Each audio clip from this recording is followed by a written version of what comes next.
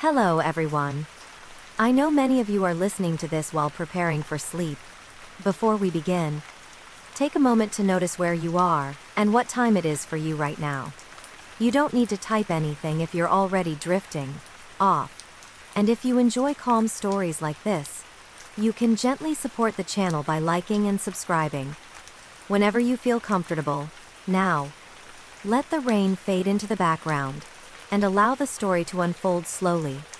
The man who disappeared after locking his door lived a life that followed quiet patterns.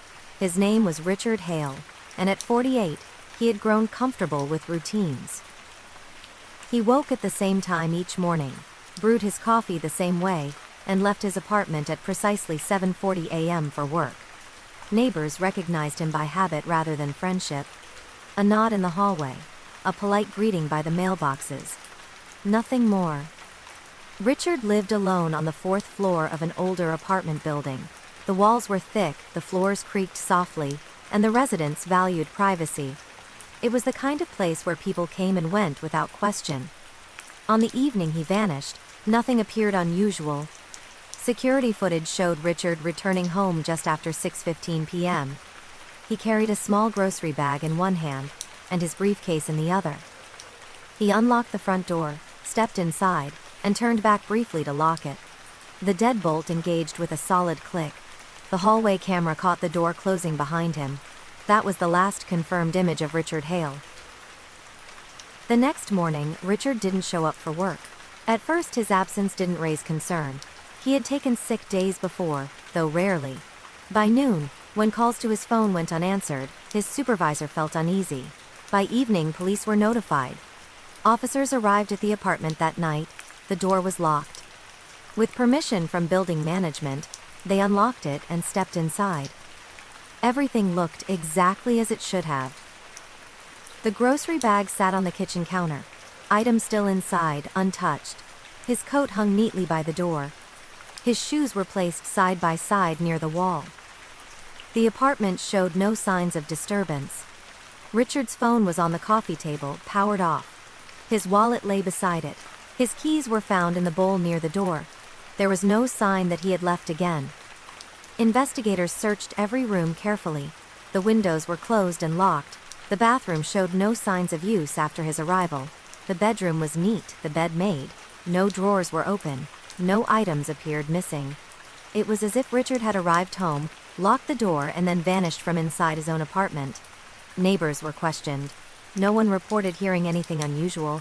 No arguments, no raised voices, no sounds of a struggle. One neighbor recalled hearing the faint sound of a television early that evening, but that was common in the building and didn't stand out. Police examined Richard's background. He had no criminal history, no known enemies, no financial trouble. His bank account showed no unusual activity. His credit cards were unused. There were no signs of preparation for travel or disappearance. Friends described him as reserved but content. He didn't speak about fear or stress. He had upcoming plans, a dentist appointment, a scheduled meeting at work, ordinary things that suggested continuity, not escape. As days passed, the case grew more unsettling. Investigators returned to the apartment multiple times, searching for anything they might have missed. They checked vents, ceiling panels, and maintenance access points. Nothing explained how someone could leave a locked apartment without leaving evidence behind. Weeks turned into months. Richard's name was added to missing persons records. His photograph circulated briefly, then faded from public attention. Without evidence of a crime, the investigation slowed. The apartment remained empty. Eventually, a new tenant moved in. The locks were replaced. The walls were repainted. Life in the building returned to normal. People passed the door where Richard once lived without knowing the story behind it. But the unanswered question remained. How does a man lock himself inside his own home and disappear completely? No one has ever explained it. Richard Hale was never found. No body, no confession, no clue that answered the most basic question of all. And somewhere between the click of a deadbolt and the quiet of an ordinary evening, his life slipped away, leaving behind a locked door and a silence that never broke. The last phone call from the highway came late at night, when the road was nearly empty and the world felt suspended between one day and the next. The man who made the call was named Daniel Moore. He was 36, recently promoted at work, and driving home after visiting his parents in a nearby town. He had taken the same highway dozens of times before, and knew every long curve and dimly lit exit by memory. At 10:42 p.m., Daniel's car was recorded by a toll camera entering the highway. Traffic was light, weather conditions were clear, and nothing suggested trouble ahead. He was expected home before midnight. At 11:17 p.m., Daniel made a phone call. His sister answered. Daniel's voice sounded calm at first, almost casual. He said he had pulled over for a moment because he felt tired and wanted to stretch his legs. He joked lightly about getting older and promised he'd be home soon. The call should have ended there. Instead, there was a pause. Daniel grew quiet, as if listening to something outside the car. When his sister asked if everything was okay, he hesitated before saying he thought someone had stopped nearby. He laughed softly, trying to brush it off, saying it was probably nothing. Just another driver. Then the sound changed. Wind rushed faintly through the phone. A car door opened and closed. Daniel spoke again, but this time his voice was lower. He said he'd call back in a minute. The line stayed open for several seconds longer, carrying only distant road noise. Then the call ended. That was the last time anyone heard Daniel's voice. When he didn't arrive home that night, his sister assumed he had fallen asleep somewhere safe. By morning, concern began to grow. Calls went unanswered. Messages were unread. Police were contacted before noon. Daniel's car was found that afternoon on the shoulder of the highway nearly 40 miles from where the call had been made. The engine was off. The hazard lights were not on. The doors were unlocked. Inside, everything appeared normal. His wallet was in the center console. His phone was missing. The driver's seat was pushed back slightly, as if he had stepped out briefly. There were no signs of damage, no blood, no indication of a struggle. Investigators searched the surrounding area thoroughly. The roadside dropped into a shallow embankment, which led to open land and scattered trees. Search teams walked the area in widening circles. Dogs were brought in. No scent trail lasted more than a few yards before disappearing entirely. Traffic cameras were reviewed. Daniel's car was not seen leaving the highway again after being found. No nearby cameras captured him walking away. No vehicle was clearly recorded stopping beside his car. Police analyzed the phone records. The final call had connected briefly to a nearby cell tower, but the signal cut off abruptly. There were no calls after that moment, no messages sent, no data usage. Daniel's bank accounts remained untouched. His credit cards were never used again. His passport stayed at home. Friends and co-workers were questioned. Daniel had not expressed fear or concern about anyone. He had no known conflicts. His life appeared stable, ordinary, predictable. As weeks passed, theories emerged quietly. A medical emergency, an accident not yet discovered, an encounter with the wrong person at the wrong time, but none could be proven. The most troubling detail remained the phone call. Why had Daniel stepped out of his car?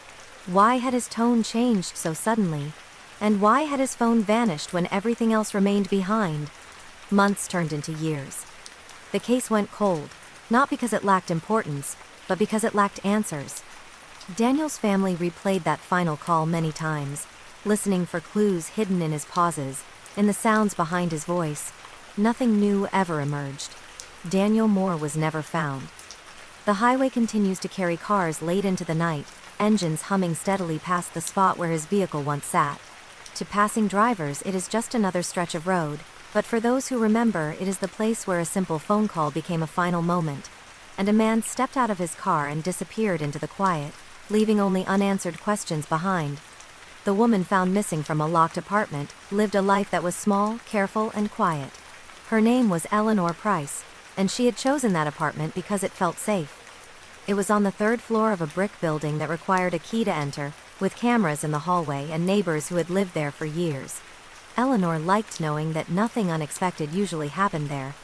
She worked as a freelance editor, often from home, and rarely stayed out late. Her routine was simple. Mornings began with tea by the window, afternoons were spent working at her desk, evenings were quiet, usually a bow, okay, or television before bed. Friends described her as thoughtful and reserved, someone who valued peace over excitement. On the night she disappeared, Eleanor spoke to her sister on the phone around 8:30 p.m. They talked about ordinary things. Work, a small repair Eleanor planned to schedule, weekend plans that were still undecided. Nothing about the conversation suggested distress or urgency. Before hanging up, Eleanor mentioned she was tired and planned to go to bed early. That was the last confirmed contact anyone had with her.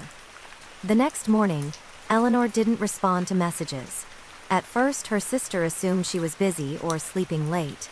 By afternoon, worry began to creep in. Eleanor always replied, even if briefly. When evening came with no response, police were contacted. Officers arrived at the apartment building just before midnight. The front entrance showed no signs of forced entry. The hallway cameras were reviewed. They showed Eleanor returning home the previous evening, carrying a small bag, unlocking her door and stepping inside. A moment later, the door closed behind her. No one else was recorded entering or leaving her apartment after that. Police knocked. There was no answer. With permission from the building manager, they unlocked the door. Inside, the apartment was exactly as Eleanor had left it. Her bag rested on the kitchen counter. A cup sat beside the sink, half full of tea, cold now. Her laptop was open on the desk, the screen dimmed but not shut down. The bed was made. The bathroom light was off. Eleanor was not there.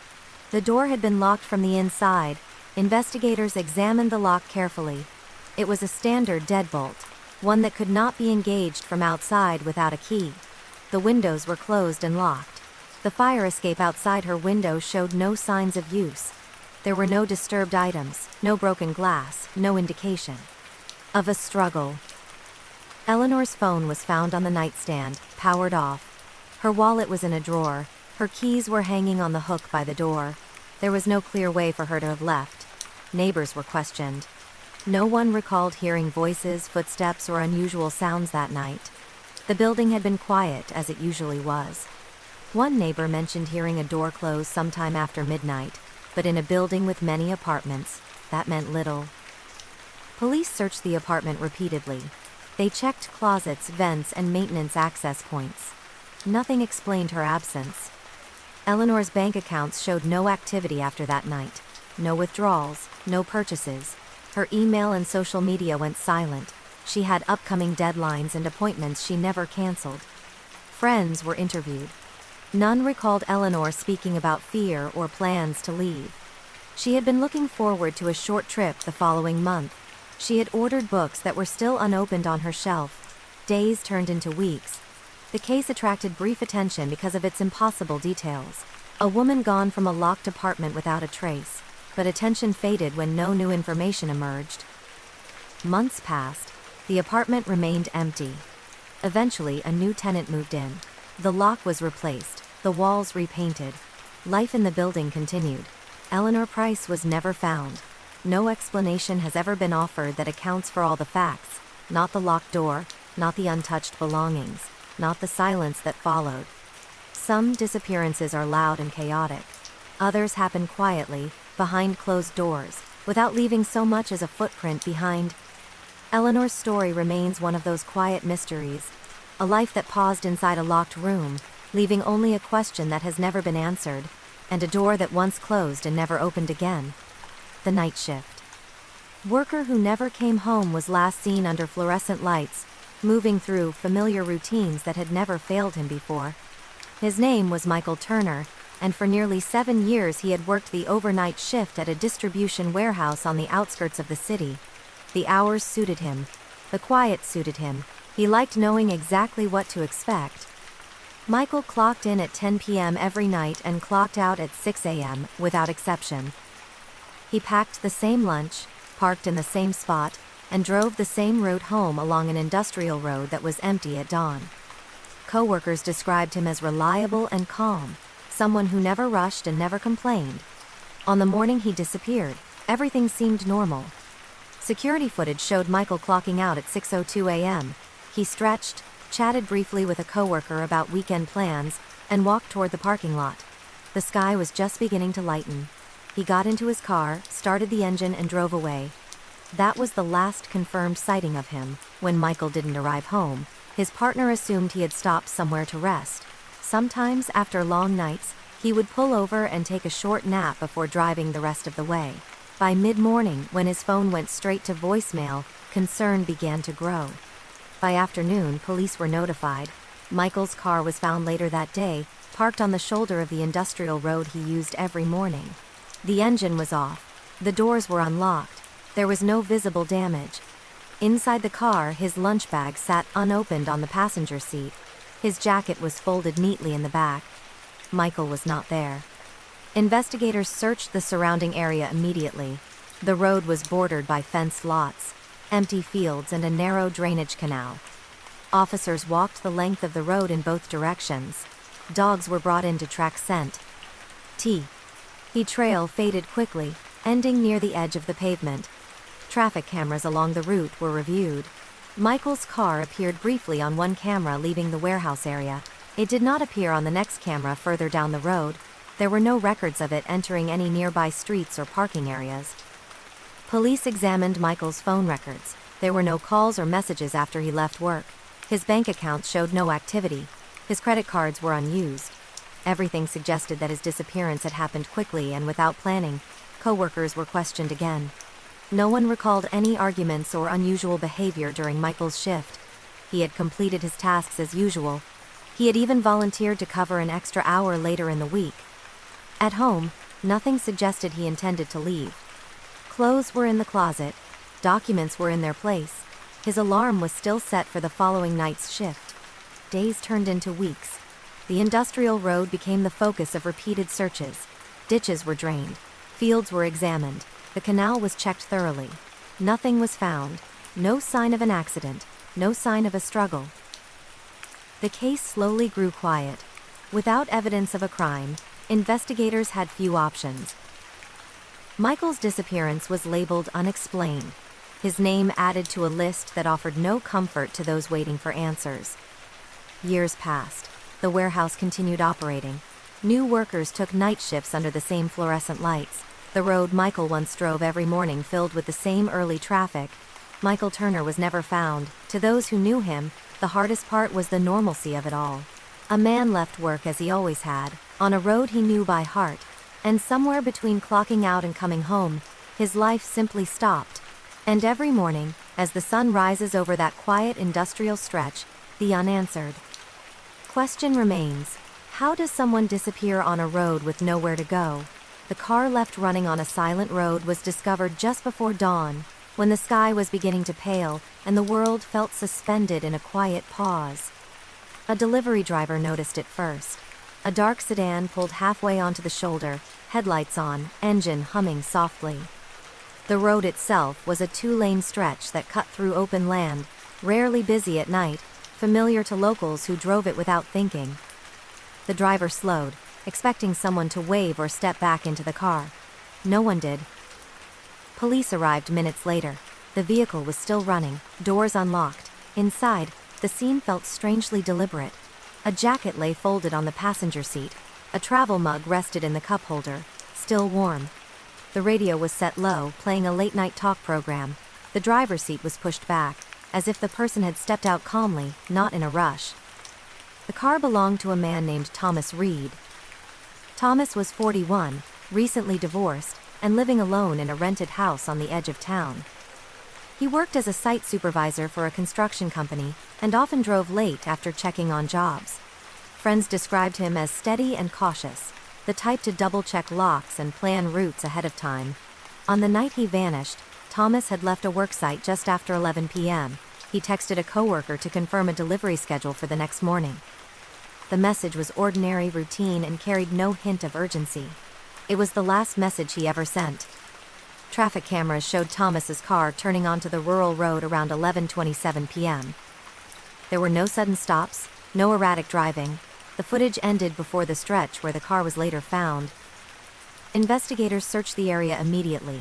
The shoulder dropped into a shallow ditch, then open fields dotted with low brush. There were no clear footprints. The ground was firm and dry.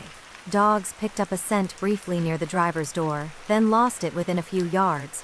as if Thomas had either entered another vehicle or walked onto a surface that carried nothing back. Thomas's phone was not in the car. Police checked nearby towers. The last signal placed his phone in the same area where the car was found, then nothing.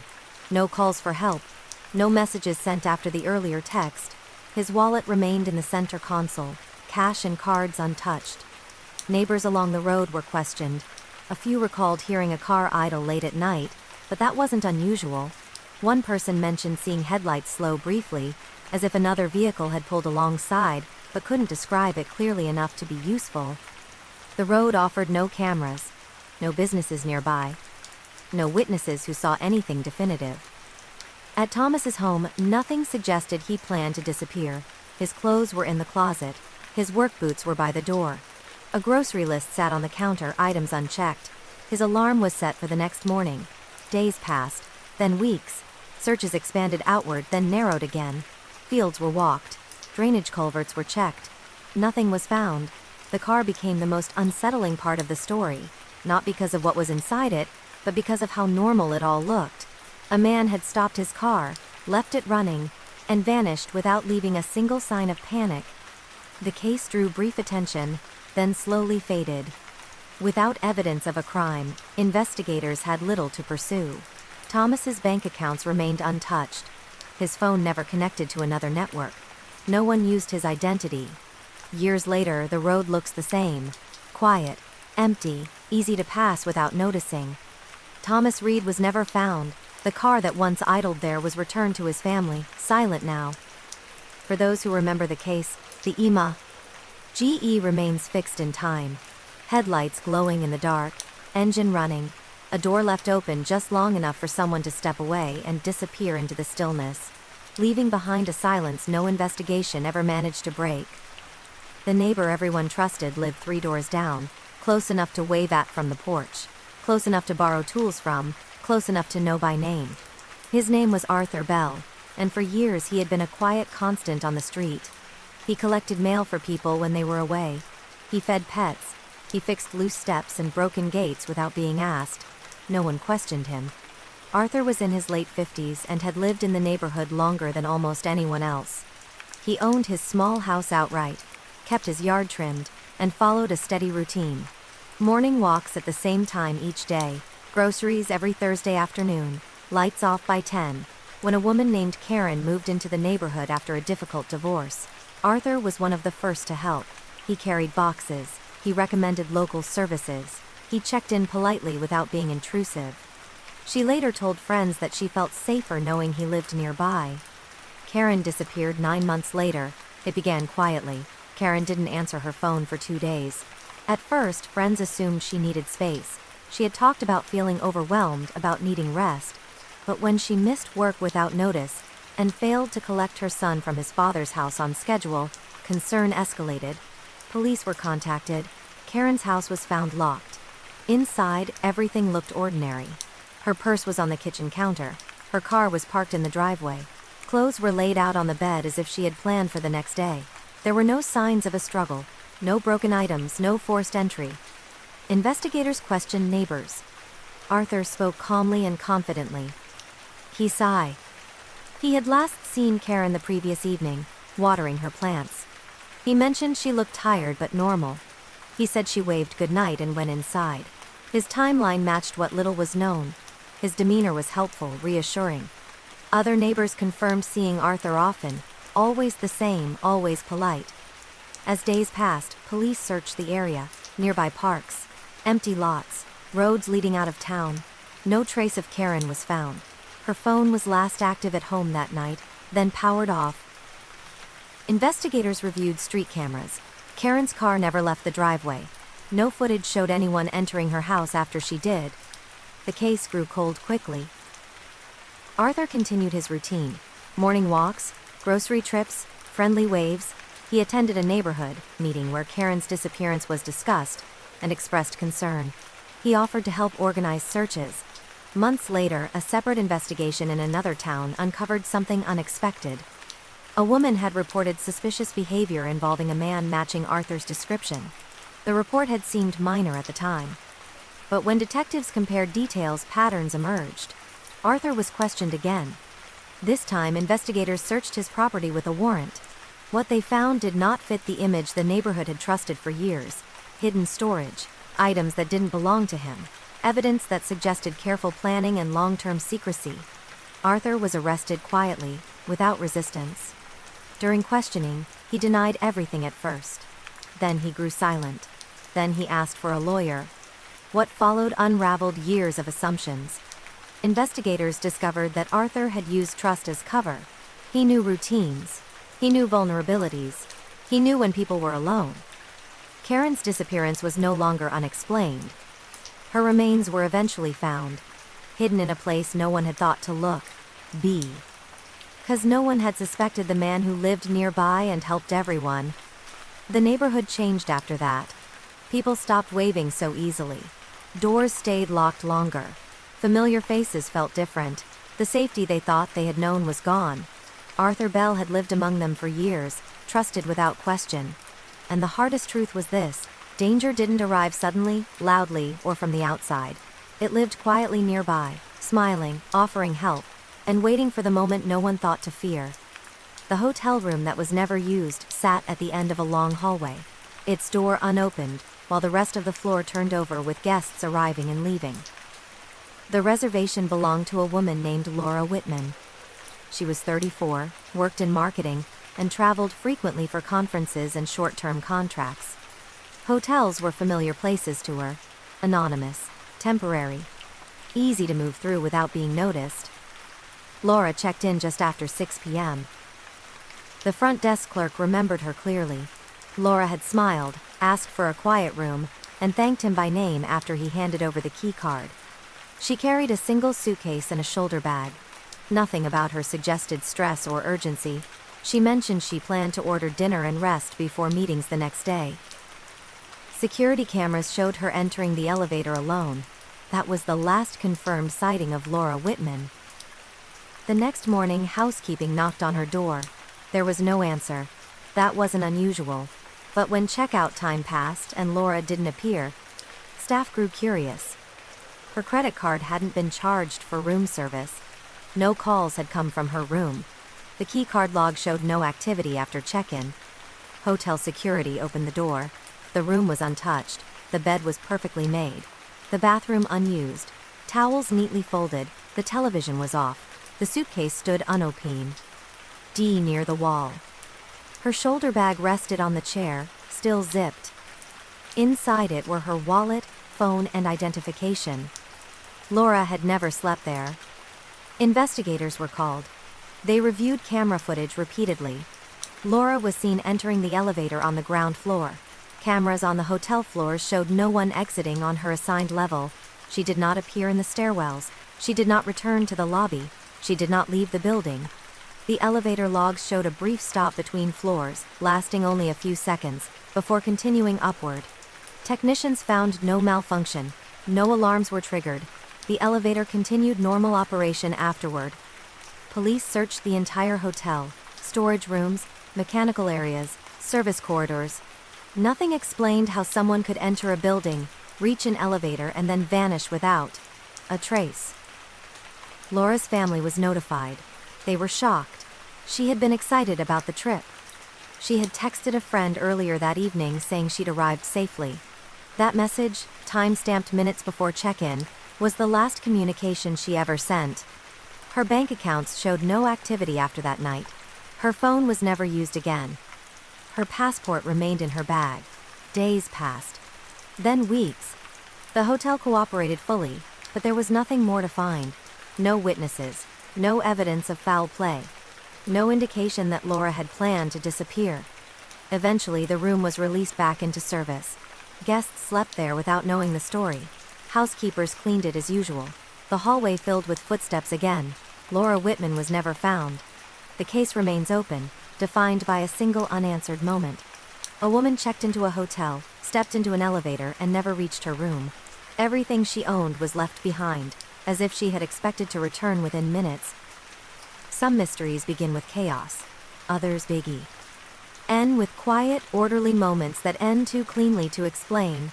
And somewhere between a front desk smile and a closed elevator door, Laura's life slipped out of view. leaving behind a room that waited for her but was never used. The phone call that was never meant to be heard came through a voicemail system late at night, recorded automatically and saved without anyone realizing its importance at first. It belonged to a man named Victor Lang, a 39-year-old systems analyst who lived alone and kept mostly to himself. Victor was known for being precise, cautious, and private. He avoided conflict, followed routines, and rarely spoke about his personal life. On the evening he disappeared, Victor left work at exactly 6:10 p.m., according to building access records. He nodded to the security guard, stepped into the parking garage, and drove away in his sedan. Traffic cameras captured his car merging onto a city road heading toward his apartment. Nothing about the footage suggested urgency or distress. At 6:47 p.m., Victor's phone made a call. The call was placed to a coworker he rarely spoke to outside of work. The coworker didn't answer.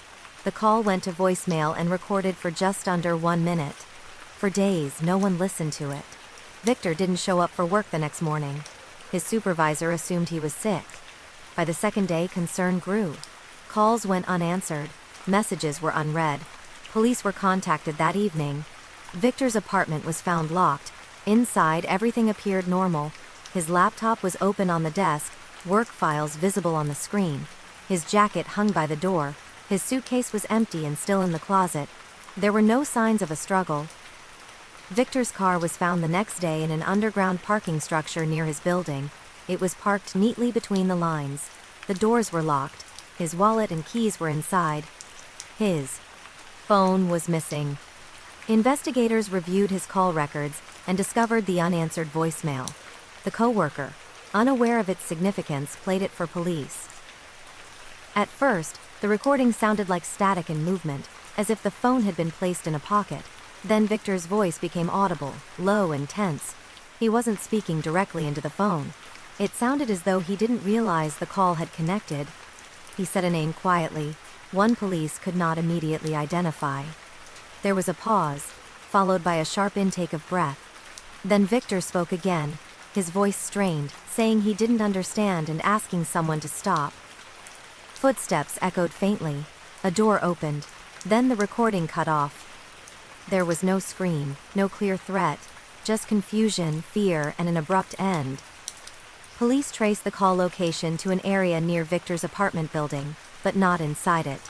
The signal suggested movement during the call, though the distance covered was small. Neighbors were questioned. No one reported hearing shouting or a struggle that evening.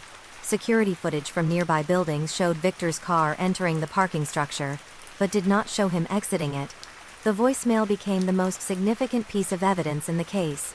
Investigators replayed it repeatedly, analyzing background noise, voice inflection, timing. Audio experts attempted to isolate sounds that might identify a location. Nothing conclusive emerged. Victor's financial records showed no unusual activity. No withdrawals, no purchases. His email and online accounts went silent. There was no evidence he had planned to leave. As weeks passed, the case grew quiet. The voicemail offered proof that something had gone wrong, but not enough detail to explain what or why. Without a body, without witnesses, and without additional evidence, the investigation stalled. Victor Lang was never found. The voicemail remains archived, a fragment of a moment that was never meant to be heard by anyone else. A private confusion, captured by accident, offering a glimpse into something that went wrong just out of reach. Sometimes, the only evidence left behind is not a place or an object, but a voice, caught briefly in time, saying just enough to confirm fear, and not enough to explain it. The man who vanished between two train stops boarded the evening commuter rail like he had done hundreds of times before. His name was Samuel Grant, a 56-year-old civil engineer who had worked for the city for nearly 3 decades. He was predictable in the best way. Same train, same seat, same quiet ride home each night. On the evening he disappeared, Samuel left his office at 5:32 p.m. Security cameras showed him exiting the building with his briefcase in hand, coat buttoned, expression calm.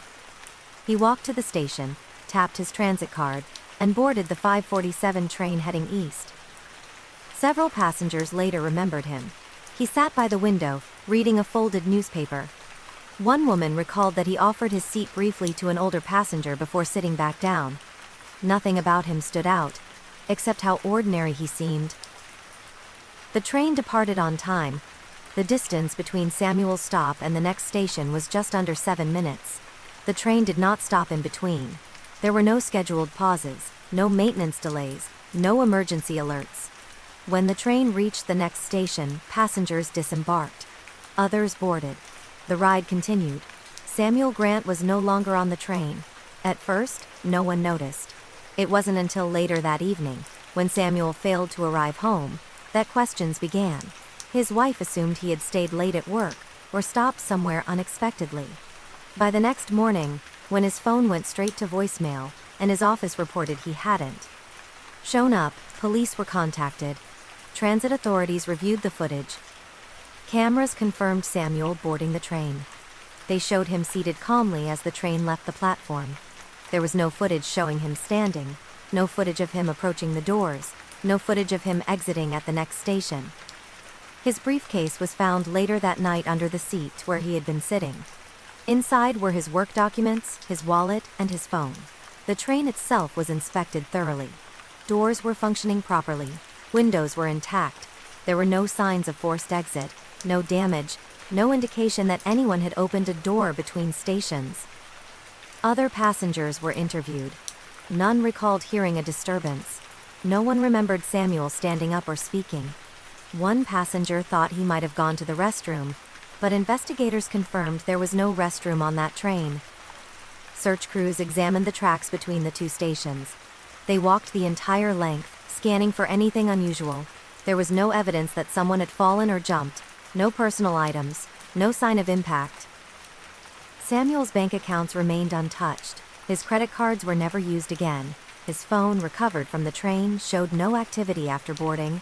Friends and coworkers were questioned. Samuel had no known enemies, no financial trouble, no reason to leave. He had been discussing retirement plans and a family vacation just days earlier. The case defied logic. A man boarded a train, stayed seated, and vanished in motion, leaving behind everything he carried. There was no stop, no scream, no record of movement. Weeks passed. Then months. Transit systems continued running. Commuters sat in the same seats Samuel once occupied.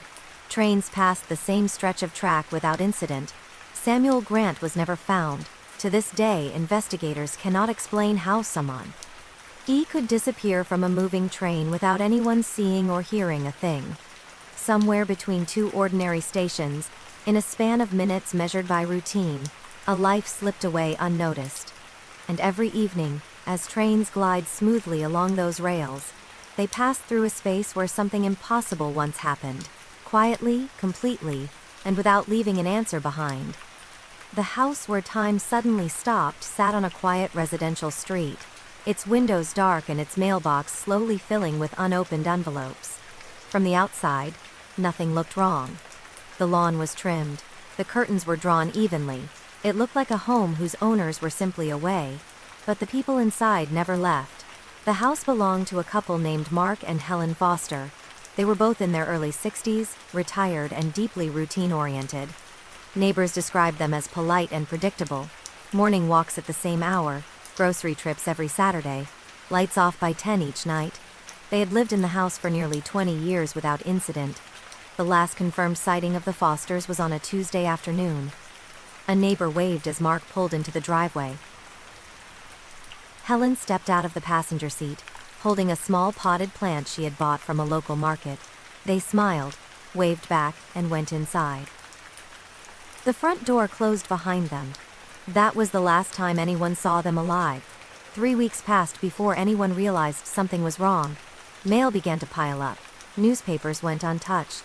The porch light stayed on day and night. A neighbor knocked once, then again days later. There was no answer. Eventually, police were called for a welfare check. When officers entered the house, they were struck immediately by the stillness. Everything inside was frozen in place. The television was on, playing a daytime program that had long since ended. The volume was low. The screen flickered silently. In the kitchen, 2 plates sat on the table with partially eaten food, dried and untouched. A kettle rested on the stove, empty but stained from having boiled dry. In the living room, Mark sat in his chair. Helen sat on the couch nearby. They were both deceased. Medical examiners later determined they had died on the same day they were last seen, within hours of each other. There were no signs of violence, no injuries, no evidence of a struggle. The doors and windows were locked from the inside. Time had stopped inside the house, but the world outside had kept moving. Investigators searched for a cause. Carbon monoxide was ruled out. There were no gas leaks. No toxins were found in the air or water. Food poisoning was considered, but tests came back inconclusive. Prescription medications were present but accounted for, taken as directed. Clocks inside the house all displayed different times. Some had stopped entirely when their batteries died. Others kept running, measuring hours that no longer mattered. The couple's phones were found on the kitchen counter, both powered off. Their calendar showed plans for the following week. A note on the fridge reminded them to call their granddaughter. They never did. The medical examiner ruled the deaths natural but unexplained. A rare coincidence, possibly. Two people dying independently in the same home within such a short time frame. No clear cause. No definitive answer. The house was sealed for weeks, then months. Eventually, relatives cleared it out. Furniture was removed. The television was turned off. The plates were thrown away. The kettle was scrubbed clean. Life moved back into the space. But neighbors say something about the house never felt the same. Light sometimes seemed to flicker at odd hours. The porch light stayed on longer than necessary. People walking past slowed their steps. Without realizing why, Mark and Helen Foster were not victims of a crime, at least not one the law could define. But their home became something else entirely. A place where routine ended mid-motion, where dinner was never finished, where time continued forward without the people who once measured it. And inside that house, for a brief moment, everything stopped exactly where it was, leaving behind a silence that no explanation ever truly filled. The backpack found on the trail lay just off the path, resting against a weathered wooden post as if someone had set it down carefully and meant to pick it up again. The trail itself was popular, well marked, and considered safe even for solo hikers. It wound gently through trees and low hills, offering clear views in every direction. People used it daily.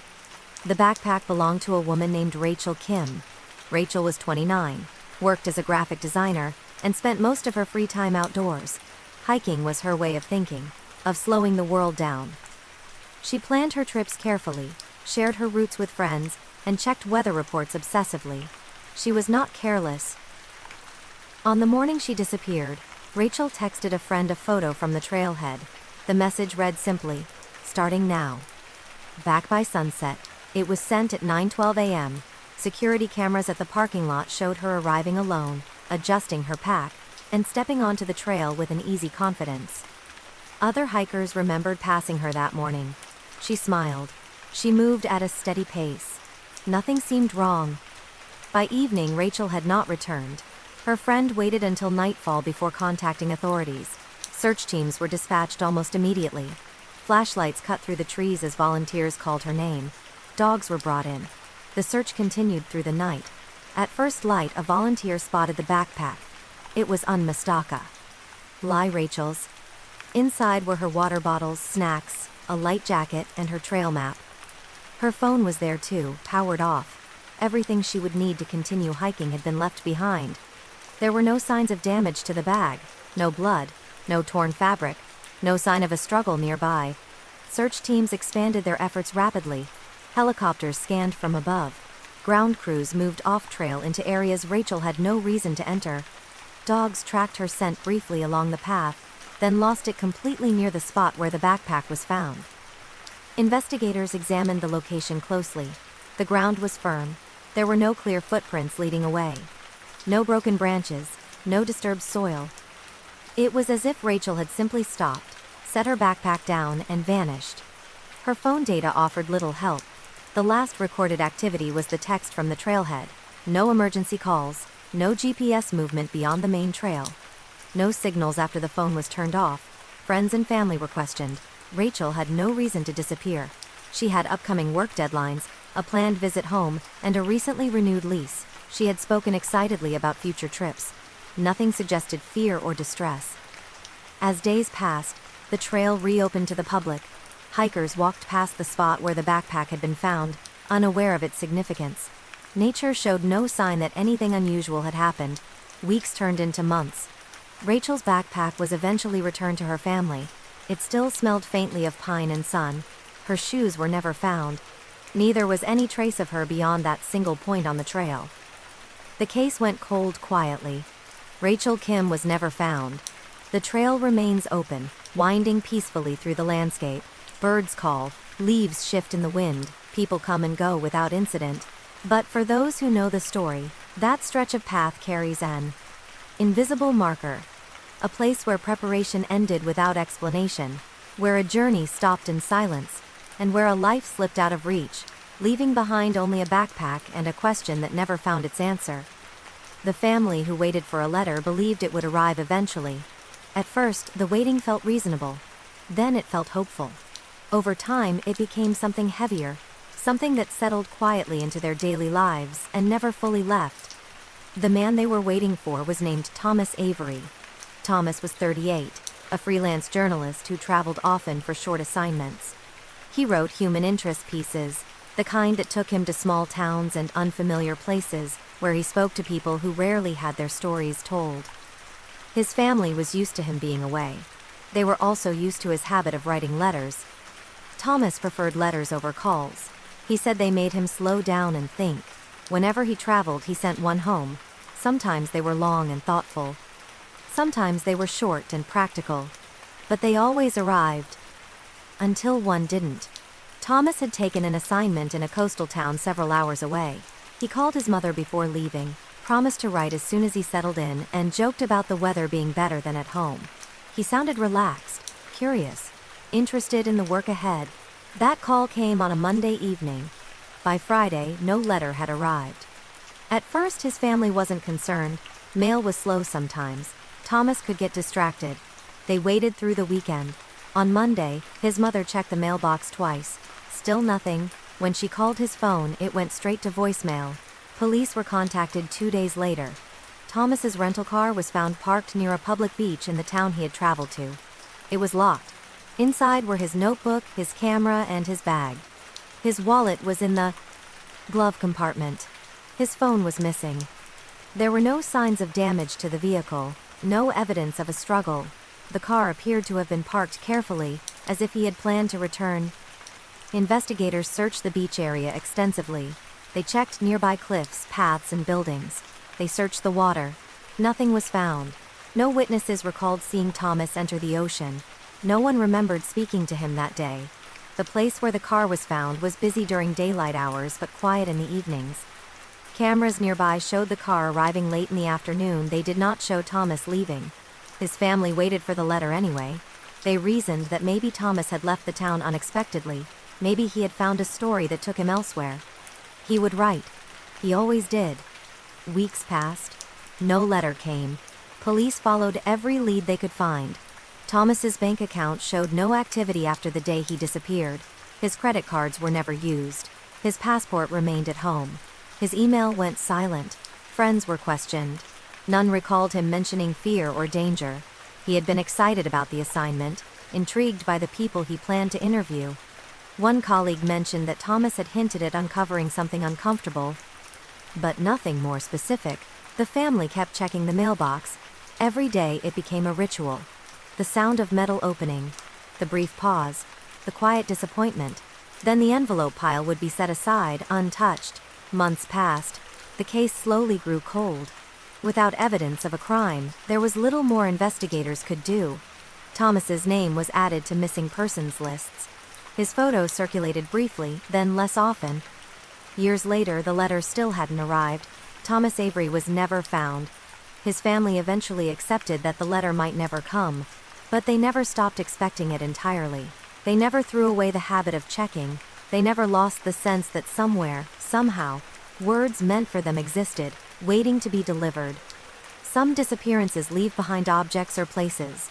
Others leave behind a space where something was supposed to arrive. For Thomas's family, that space was a mailbox, opened again and again, holding nothing but silence and the memory of a voice that once promised to write soon. The office where someone never clocked out was quiet by design. It was a municipal records building, the kind that closed early and emptied quickly. By 6 p.m., most desks were dark, computers shut down, and the hum of fluorescent lights echoed softly through long hallways. Only one department remained active after hours. That department belonged to payroll. The man who never left was named Andrew Collins. Andrew was 46, a senior payroll auditor known for his precision and patience. He had worked for the city for nearly 15 years and was trusted completely.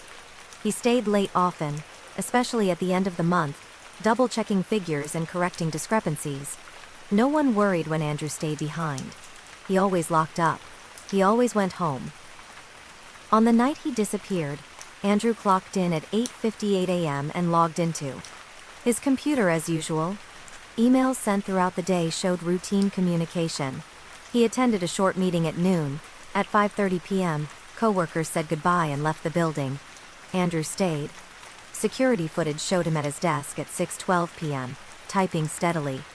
At 6:47 p.m. he stood, stretched, and walked toward the break room.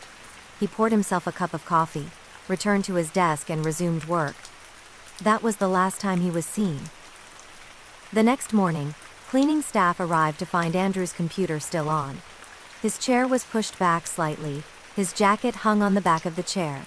His coffee cup sat half full and cold. Andrew was not there. His badge had not been used to exit the building. Investigators reviewed security logs carefully. The building required badge access to leave after hours. There was no record of Andrew swiping out. Cameras showed no one leaving through emergency exits. No alarms were triggered. No doors were forced. Police searched the building thoroughly. Offices, storage rooms, maintenance tunnels, stairwells, the roof. Nothing explained how Andrew could have left, or where he could have gone. His phone was found on his desk, powered on but untouched since the previous night. His wallet was in his bag. His car was still parked in the employee lot. Andrew's family was contacted. They were shocked. He had plans that weekend. He had recently booked a vacation. He had complained about nothing more serious than a stiff back and a long workload. Bank records showed no activity after that day. His accounts were untouched. His email and internal systems showed no suspicious behavior. As days passed, rumors began quietly. Some wondered if Andrew had discovered something he wasn't meant to see. Payroll audits could uncover uncomfortable truths. Others believed it was simply an unexplained disappearance, strange but unrelated to his work. Investigators found nothing to support either theory. Weeks turned into months. The building returned to normal operations. Another auditor took Andrew's desk. His chair was replaced. His files reassigned. But one detail remained fixed in the system. Andrew Collins never clocked out. His time record still showed him present, working past midnight, into hours that never existed. Administrators eventually corrected it, marking the end of his shift manually. But the record remained in archives, a digital trace of someone who stayed without leaving. Andrew Collins was never found. The office continues to close each evening. Lights shut off. Doors lock. Employees go home. Everything works as it should. Except for one quiet reminder in the system. A man who stayed late to finish his work and disappeared inside a building designed to account for every exit, leaving behind an empty chair, a cold cup of coffee, and a shift that never ended. The woman who walked out for air was last seen standing just outside her apartment building, wrapped in a thin sweater, breathing slowly as if she needed a moment to steady herself. Her name was Natalie Brooks. She was 32, worked remotely as a project coordinator, and lived alone in a mid-rise complex that overlooked a busy street. It was not a dangerous place. People came and went at all hours. Natalie had spoken to her mother on the phone that evening around 9:10 p.m. The call was ordinary. They talked about work stress, a minor argument Natalie had had earlier in the day, and plans to visit in a few weeks. Before hanging up, Natalie mentioned she felt restless and a little overwhelmed. She said she was going to step outside for some air and then get ready for bed. It was a familiar habit. When she felt anxious, she took short walks or stood outside until the feeling passed. She never came back. At 9:18 p.m., security cameras showed Nat Ali exiting the building through the main entrance. She paused near the door, pulled her sweater tighter, and looked down the street. She didn't appear frightened. She didn't seem to be waiting for anyone. That was the last confirmed image of her. When Natalie didn't respond to messages later that night, her friends assumed she had gone to sleep. The next morning, when she missed a scheduled work call and failed to answer repeated attempts to reach her, concern set in. Police were contacted that afternoon.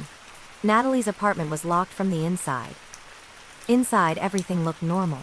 Her purse was on the kitchen counter. Her phone charger was plugged in beside the bed. Her laptop was open, paused mid-task. She had not packed anything. She had not taken her phone, her wallet, or her keys.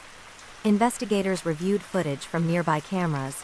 Natalie was seen stepping onto the sidewalk and turning slightly toward the corner of the block. After that, she was never seen again. No camera captured her leaving the area. No taxi footage. No bus cameras. No confirmed sightings. Witnesses were questioned. A shop owner nearby recalled seeing a woman matching Natalie's description standing near the building, but only briefly. No one remembered speaking to her. No one reported hearing shouting or a struggle. Search teams combed the surrounding area. Side streets, alleys, nearby parks, nothing was found. Dogs tracked her scent for less than half a block before it disappeared completely, as if she had entered a vehicle or moved onto a surface that left nothing behind. Natalie's bank accounts remained untouched. Her credit cards were never used. Her phone never powered back on. Her social media went silent. Friends described her as cautious, not impulsive. She had spoken openly about stress, but never about wanting to disappear. She had plans. She had commitments. She had been savvy. For a move she was excited about, days turned into weeks. The case drew attention briefly because of how little Natalie had taken with her. She had walked out for air and nothing else. No shoes suitable for travel. No identification. No way to sustain herself. Months passed. Eventually, the investigation slowed. Without evidence of a crime, there was nowhere for it to go. Natalie Brooks was listed as missing. Her case filed among others that offered no clear answers. The apartment building continues to see people step outside for fresh air every day. Smokers, dog owners, late-night walkers. Most return minutes later without incident. But one night, one ordinary moment of restlessness, ended differently. Natalie Brooks walked out into the night for a breath of air and never stepped back inside. And somewhere between the doorway and the quiet of the street, she vanished, leaving behind a life paused mid-sentence and a question that has never been answered. The elevator that reached the top empty became the most talked about detail in a case that otherwise made no sense. The building was modern, newly constructed, and advertised for its security. Cameras covered every entrance. Access cards controlled every floor. Nothing was supposed to move without being recorded. The man who disappeared was named Jonathan Pierce.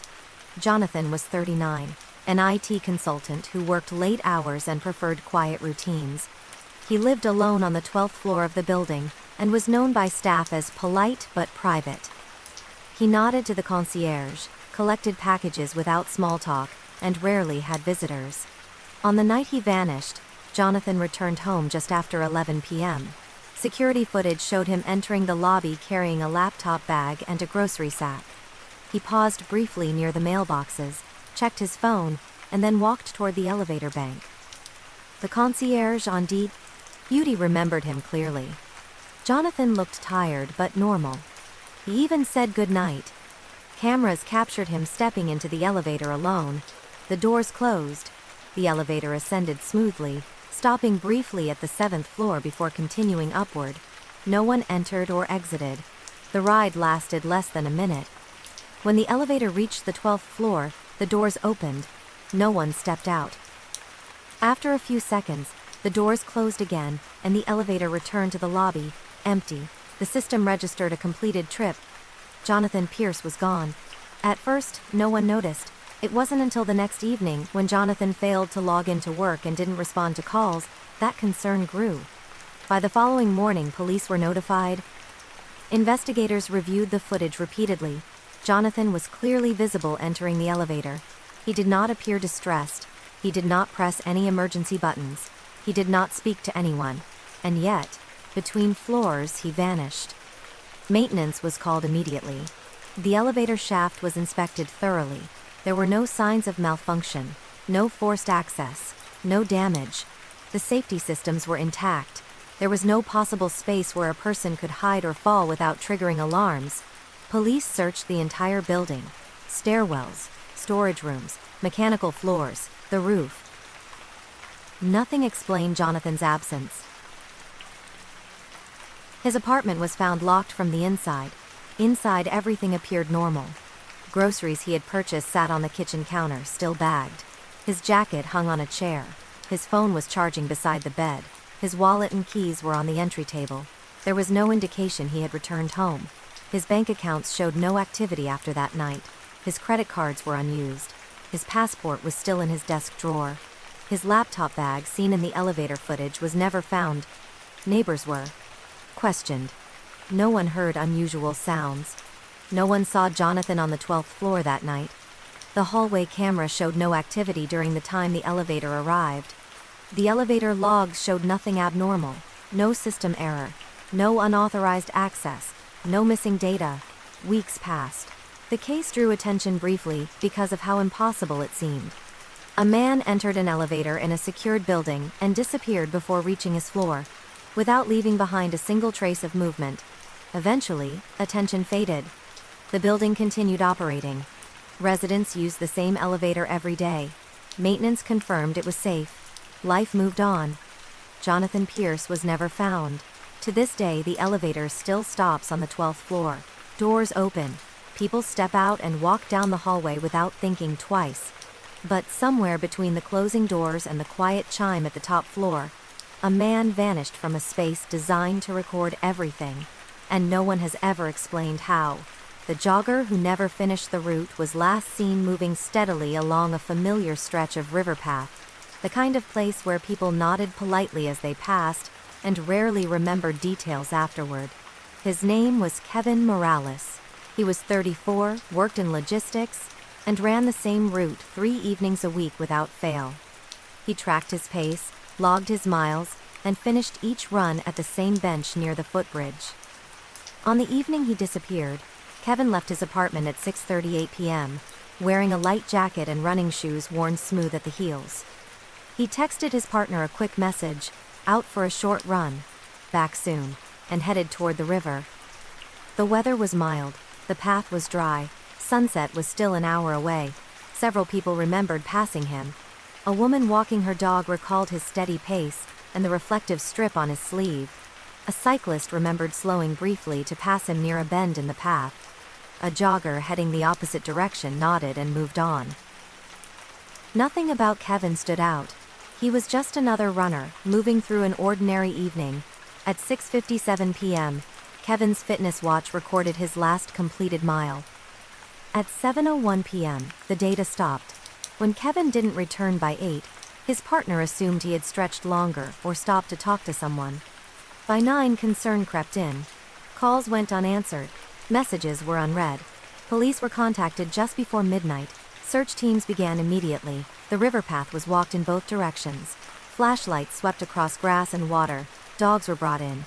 Kevin's scent tracked cleanly along the path for nearly half a mile, then ended abruptly near the footbridge. Beneath the bridge, investigators found Kevin's running cap resting on the concrete ledge. It wasn't crushed. It wasn't wet. It looked placed, not dropped. A short distance away, his phone lay face down in the grass, powered off. There were no scratches on it, no cracks. The river was searched thoroughly. Divers scanned the area. Sonar was used. Nothing was found. The current was measured and mapped. Experts concluded that if Kevin had fallen in, some trace should have surfaced. None did. Cameras at nearby intersections were reviewed. Kevin was seen entering the path at the usual access point. He was not seen leaving. No footage showed him crossing the bridge or stepping onto adjacent streets. The path had blind spots, but none that explained a complete disappearance. Kevin's bank accounts remained untouched. His credit cards were never used again. His watch, synced to the cloud, showed a steady pace and heart rate until the moment the data stopped. No spike, no sudden drop, no sign of panic. Friends described Kevin as disciplined and cautious. He didn't run with headphones. He stayed aware of his surroundings. He had plans for the weekend. He had recently signed up for a race he was excited about. As days passed, the footbridge became the focus. Investigators searched the embankments, the underside of the structure, the nearby trails. Nothing. The scent ended cleanly. As if Kevin had stepped into another environment altogether, weeks turned into months. The path reopened fully. Runners returned, cyclists passed. The bench at the end of Kevin's route was used again by strangers tying shoes or checking phones. Life resumed its rhythm. Kevin Morales was never found. The river keeps moving, reflecting evening light the same way it always has. The path remains safe, familiar, and busy. Most runners finish their routes without incident. But for those who know the story, there is a point near the footbridge where motion stopped, where a steady pace ended without warning, and where a man who ran the same path for years vanished, leaving behind a cap, a silent phone, and a route that no longer reaches its end. The message sent to the wrong number was discovered days after it mattered most, sitting unnoticed among spam texts and missed calls. It belonged to a woman named Priya Shah. She was 31, worked in public relations, and lived a life that moved quickly but predictably. Her days were filled with meetings and deadlines, her evenings with quiet routines that helped her unwind. On the night she disappeared, Priya left her office just after 7 p.m. Security cameras showed her exiting the building, with her coat draped over one arm and her phone in hand. She walked toward the subway entrance, pausing briefly to type a message as she descended the steps. That message was not meant for a stranger. It was supposed to go to her sister. Priya often sent short updates when she was running late or changing plans, but that night, one digit was wrong. The text went to someone she had never met. The message read, "I don't like this. I'll explain when I'm home." The recipient noticed it but assumed it was a mistake. They didn't respond. Priya never made it home. When she failed to show up for a scheduled call later that evening, her sister assumed she had been delayed. By the next morning, concern grew. Priya's phone went straight to voicemail. Her office confirmed she hadn't arrived. Police were contacted by noon. Priya's apartment was found locked. Inside, everything looked ordinary. Her laptop was open on the kitchen table. A half-packed gym bag sat by the door, as if she had planned to go out again later. Her wallet was on the counter. Her keys were in their usual place. Her phone was missing. Transit records showed Priya entering the subway station, but no footage showed her exiting at her usual stop. Cameras inside the train cars were limited and inconclusive. She appeared briefly near the door, then was lost among other passengers. Investigators traced the text message and contacted the unintended recipient. They turned the phone over willingly. There were no further messages from Priya, no replies. Just that single line, sent minutes before she vanished. Police analyzed Priya's phone records. There were no calls after the text, no data usage. The signal dropped somewhere along the subway route, but pinpointing the exact location was impossible. Friends and coworkers were questioned.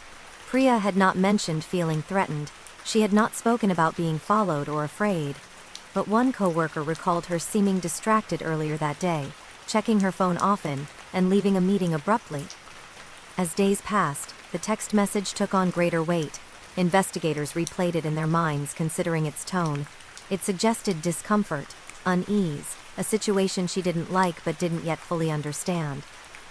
Searches turned up nothing. No sightings, no financial activity, no use of her identity. Her social media accounts went silent. Weeks turned into months. The person who received the text sometimes thought about replying, even though it was too late. They reread the words, wondering what Priya had been reacting to, what she had planned to explain once she felt safe. Priya Shah was never found. The message remains in police records, preserved exactly as it was sent. A few words typed quickly, sent to the wrong place at the wrong time. Proof that something felt wrong in the final minutes before she disappeared. Some evidence is loud and unmistakable. Other evidence is quiet, almost easy to overlook. In Priya's case, the only warning came as a message meant for someone else, arriving by accident, carrying just enough meaning to confirm fear, and not enough to explain where it came from or where it led. The elevator that returned without sound became the quiet center of a case that unsettled everyone who worked in the building. It was an old municipal complex with concrete walls and long corridors. the kind of place that echoed even when empty. The elevator was slow, outdated, but reliable. It had never been part of a serious incident. The woman who vanished was named Linda Perez. Linda was 47, an administrative supervisor who had worked in the building for more than 20 years. She knew every floor, every shortcut, every routine. She arrived early, left late, and rarely took time off. Coworkers described her as dependable and cautious, someone who never rushed and never broke protocol. On the evening she disappeared, Linda stayed late to finish paperwork. Several coworkers remembered seeing her around 8:30 p.m., sorting files and locking cabinets. She told one colleague she would head home soon. Nothing about her tone suggested stress or urgency. Security footage showed Linda leaving her office at 8:54 p.m. She carried a folder under her arm and her handbag on her shoulder. She walked down the hallway toward the elevator, pressed the call button, and waited calmly. The elevator arrived. She stepped inside alone. The doors closed. That should have been the end of an ordinary workday. Instead, the elevator descended to the ground floor and returned moments later, empty. No chime sounded when it stopped. No one exited. The doors opened to a silent hallway. At first, no one noticed. Linda's disappearance wasn't discovered until the next morning, when her car was found still parked in the employee lot. Her office keys were on her desk. Her phone was in her purse, which sat neatly inside her locked office. Police were called, and the footage was reviewed. Linda entered the elevator. The doors closed. The elevator moved. When it returned, she was gone.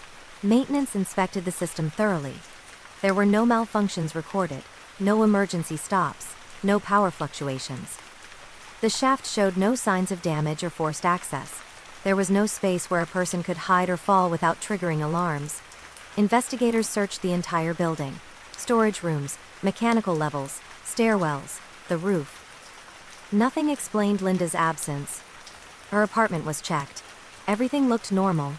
Dinner sat uneaten in the refrigerator, dated for that evening. Her clothes were laid out for the next day. She had plans. She had responsibilities. She had no reason to disappear. Linda's bank accounts showed no activity after that night. Her credit cards were unused. There were no calls or messages sent after she entered the elevator. Coworkers were questioned again. No one had heard anything unusual. No alarms, no voices, no sounds of a struggle. The building had been quiet. Weeks passed. The elevator was taken out of service briefly, then put back into use after repeated inspections found nothing wrong. People rode it every day, standing in the same space Linda had occupied, glancing at the buttons without thinking twice. Linda Perez was never found.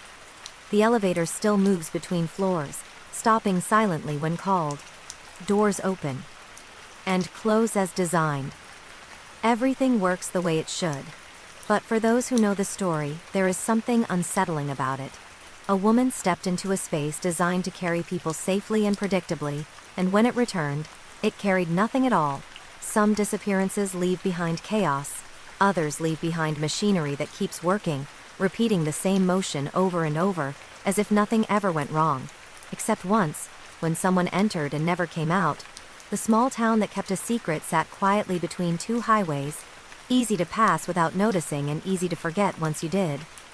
It had one main street, a diner that closed early, and a police station staffed mostly by officers who had grown up there. People knew each other's families. They remembered who lived where. Outsiders stood out. The woman who vanished was named Emily Carter. Emily was 26 and had moved to the town less than a year earlier to teach at the local elementary school. She was kind, patient, and eager to fit in. Parents liked her. Students adored her. She rented a small house near the edge of town and spent weekends exploring nearby trails and cafes. On the night she disappeared, Emily attended a community fundraiser at the town hall. Dozens of people saw her there. She laughed, spoke with parents, and helped clean up before leaving just after 9 p.m.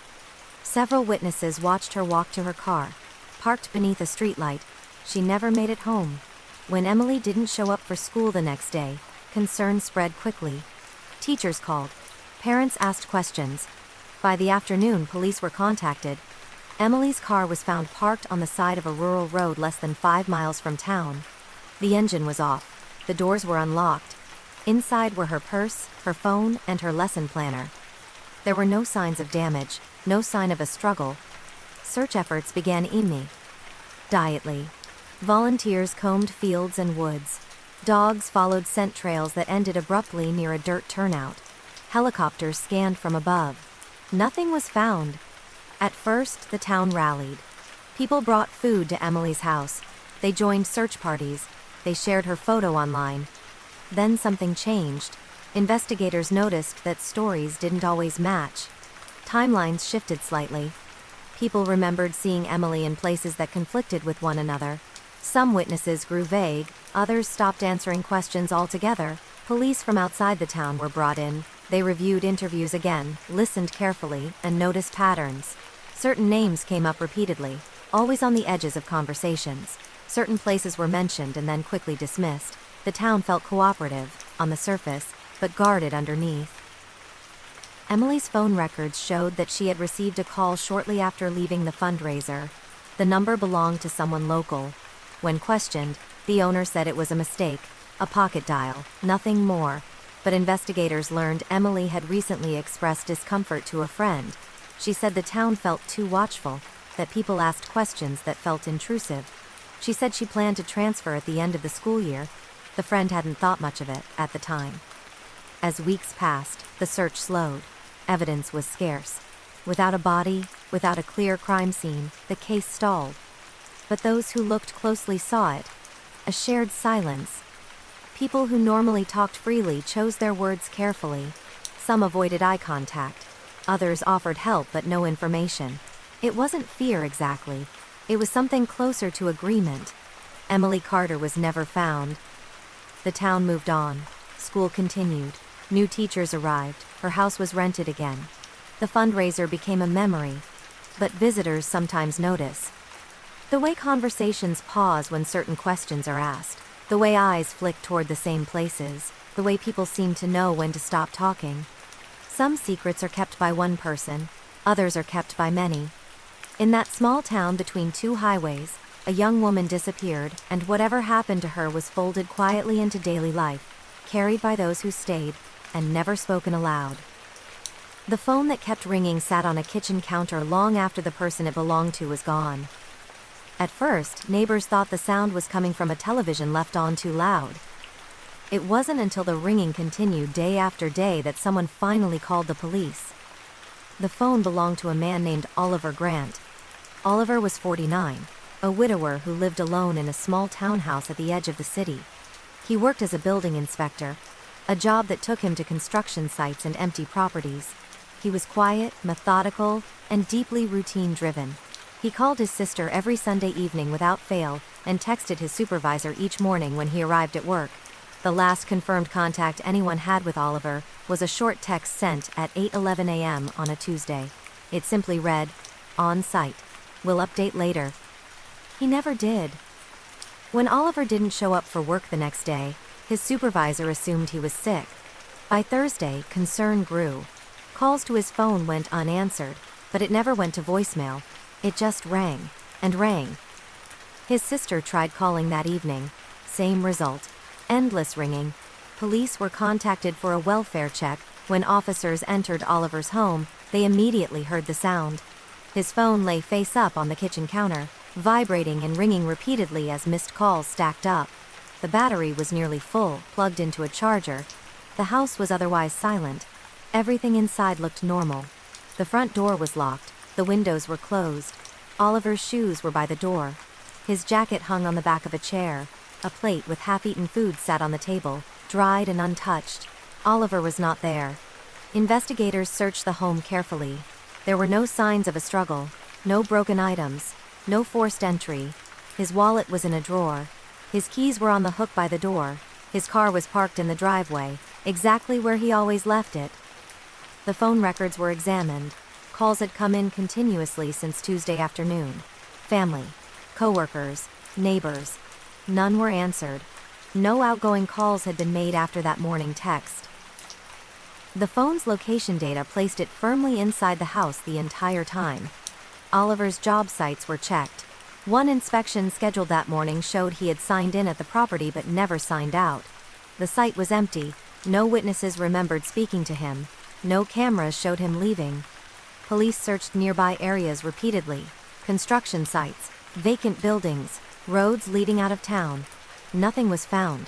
Dogs tracked Oliver's scent from the house to the driveway, then lost it completely. As days turned into weeks, the phone continued to ring. Eventually, the battery died. When the phone finally went silent, it felt wrong to those waiting. As if the last living trace of Oliver had vanished along with the sound. His bank accounts remained untouched. His credit cards were never used again. His email and work systems showed no activity. There was no sign he had planned to leave. No packed bags, no farewell messages. Oliver Grant was never found. The townhouse was eventually cleaned out. The charger was unplugged. The counter cleared. New people moved in. But neighbors still remembered the sound, the way the ringing echoed through the walls at night, the sense that someone was being called back again and again and never answered. Sometimes a disappearance leaves behind silence. Other times, it leaves behind a sound that refuses to stop, asking the same unanswered question over and over, until there is no one left to hear it ring. The jogger who vanished at sunrise was last seen beneath a pale sky, the kind that made the world feel paused before the day truly began. Her name was Allison Reed. She was 37, a high school counselor, and someone who believed deeply in routine. Every morning at exactly 5:45, she tied her shoes, slipped on her headphones, and ran the same 3-mile loop through the park near her home. Neighbors were used to seeing her pass, a nod, a wave. Then she was gone around the bend. On the morning she disappeared, nothing seemed different. A dog walker saw Allison jogging past the duck pond at 6:02 a.m. A cyclist noticed her stretching briefly near a bench at the halfway point. Security cameras at the park entrance captured her entering, moving at a steady pace, posture relaxed. That was the last confirmed sighting of her. When Allison didn't return home by 7, her husband assumed she had slowed down or stopped to talk with someone. By 8:30, concern crept in. Her phone went unanswered. By 9:15, police were called. Search teams arrived quickly. The park was combed thoroughly. Trails were checked. Nearby streets were canvassed. Dogs followed Allison's scent for nearly a mile before it ended abruptly near a footpath that led toward the river. Near that spot, investigators found her headphones resting on a bench. They weren't tangled. They weren't broken. They were placed neatly, the cord wrapped loosely, as if someone had taken them off carefully. Her phone was not found. The river was searched repeatedly. Divers scanned the area. Sonar equipment was used. The current was mild, and experts said that if Allison had fallen in, some evidence would have surfaced. Nothing did. Cameras along nearby roads showed no sign of her leaving the area. No footage captured her entering a vehicle. No witnesses recalled hearing shouting or seeing a struggle. The park had been quiet just as it always was at that hour. Allison's fitness watch told a story of its own. The data showed a steady pace and heart rate until 6:18 a.m. Then everything stopped. No spike, no drop. Just a sudden end. Friends described Allison as cautious and alert. She didn't run with loud music. She stayed aware of her surroundings. She had spoken recently about an upcoming family trip and was helping a student through a difficult situation at work. She had plans. She had purpose. As days passed, the park reopened. Joggers returned. Cyclists passed through. The bench where the headphones were found was used again by strangers tying shoes or checking phones. Weeks turned into months. The case slowly grew quiet. Without evidence of a crime, investigators had nowhere to go. Allison Reed's name joined the list of missing persons, her file marked unresolved. She was never found. At sunrise, the park still fills with runners. Shoes hit pavement. Breath clouds briefly in the cool air. Most finish their routes and return home without incident. But for those who remember Allison, there is a stretch of path where something broke the rhythm, where a routine ended without warning, where a woman who ran the same loop every morning vanished into the early light, leaving behind silence, unanswered questions, and a sunrise that arrived without her. The apartment with no footprints should have been impossible. It was discovered on a cold winter morning, after an overnight snowfall had covered the city in an even, undisturbed white. The building manager noticed it first while clearing the front steps. Every path, every sidewalk, every entrance showed tracks, except one. The apartment belonged to a man named Daniel Shu. Daniel was 43, a software tester who worked from home and lived a quiet, orderly life. He rarely had visitors. He ordered groceries online, paid bills early, and avoided unnecessary social contact. Neighbors described him as polite, but distant, someone who nodded in the hallway and disappeared behind his door. The snowfall began just after midnight and continued steadily until morning. By 8:30 a.m., the building manager realized Daniel's car was still parked in its space, completely covered in snow. That alone wasn't unusual. What was strange was the area around it. There were no footprints leading to or from the vehicle, no tire tracks, nothing. Concerned, the manager knocked on Daniel's door. There was no answer. Police were called for a welfare check. When officers arrived, they immediately noticed the same thing. The snow around the building entrances was disturbed by dozens of footprints, but the section beneath Daniel's windows and along the side entrance near his apartment was perfectly smooth. Daniel's door was locked. Inside, the apartment looked normal. The heat was on. A lamp glowed softly in the living room. A pot sat on the stove, empty but still warm enough to suggest it had been used. Not long before, Daniel's laptop was open on the desk, paused mid-task. Daniel was not there. Investigators searched carefully. Windows were locked. The balcony door was closed and sealed from the inside. The fire escape outside the window showed no snow disturbance. There was no sign Daniel had left after the snowfall began. His phone was found on the kitchen counter, powered off. His wallet was in a drawer. His keys hung on their hook. His coat was still in the closet. Daniel's bank accounts showed no activity after the previous evening. His credit cards were unused. His email and work systems showed nothing unusual. Police examined weather records. The snowfall had been continuous, with no gaps large enough for someone to leave unnoticed. If Daniel had walked out after midnight, there would have been footprints. There were none. Neighbors were questioned. No one recalled seeing Daniel that night. No one heard doors opening or closing. The building had been quiet. Search teams expanded outward, checking nearby rooftops, alleys, and stairwells. Snow there showed heavy foot traffic. Nothing connected back to Daniel. As days passed, the mystery deepened. Investigators considered every possibility. Leaving before the snow, being taken out through a route that left no trace. Something happening inside the apartment itself. None of the theories accounted for all the facts. Eventually, the case stalled. Daniel's shoe was never found. The snow melted days later, erasing the evidence that made the case so strange in the first place. The world returned to normal patterns, footsteps appearing where people walked, tire tracks cutting through slush, but for those who knew the story, the image remained vivid. An apartment warm and lit, a man's belongings untouched, and outside, a blanket of snow so perfect it showed that no one had left at all. Some disappearances are marked by what they leave behind. Daniel's was marked by what they didn't. The last shift no one finished began like any other, under bright lights and familiar sounds that had become background noise over years of routine. The place was a 24-hour grocery store on the edge of town, quiet overnight except for the hum of refrigerators and the occasional customer passing through. The employee who never finished his shift was named Marcus Lane. Marcus was 29, recently promoted to overnight supervisor. He was proud of the position and took it seriously, double-checking aisles, logging inventory, and making sure the store was spotless by morning. Co-workers trusted him. Managers relied on him. He rarely called in sick and never left early. On the night he disappeared, Marcus clocked in at 11 p.m. Security footage showed him greeting the cashier, tying on his apron, and walking the store with a clipboard. Everything looked normal.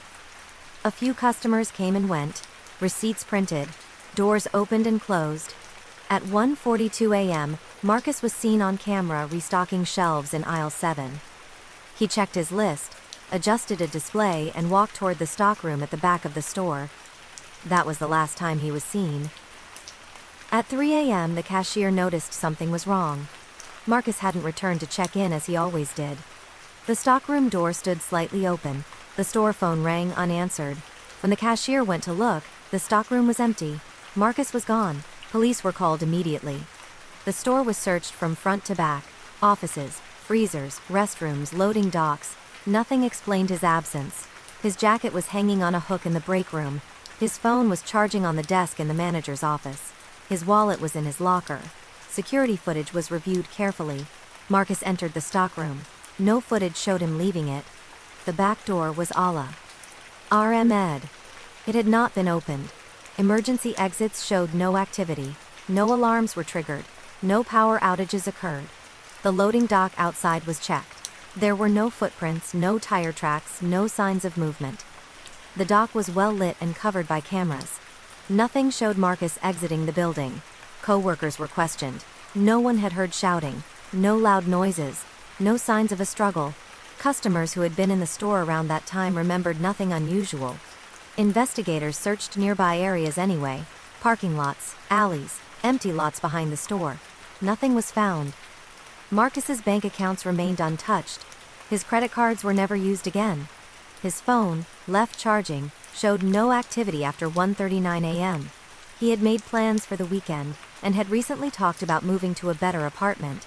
There was no reason for him to leave. As days passed, the case drew brief attention because of how contained it was. A man vanished inside a building with cameras, alarms, and witnesses nearby. There was no gap in the footage large enough to explain it. No blind spot that fit. The grocery store stayed open. New supervisors filled in overnight.